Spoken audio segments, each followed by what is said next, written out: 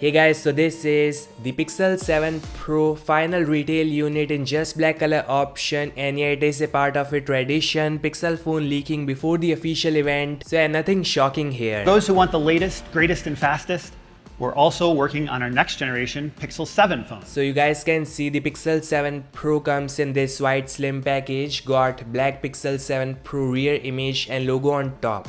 Yes, it is a slim package, so no power brick inside. Now this black finish looks really shiny, got triple cameras on dual tone cyclops style module. So we have a pill shape finish containing dual cameras and a circular camera finish, and then finally LED flash. You can see that we've extended the aluminum finish to the entire camera bar.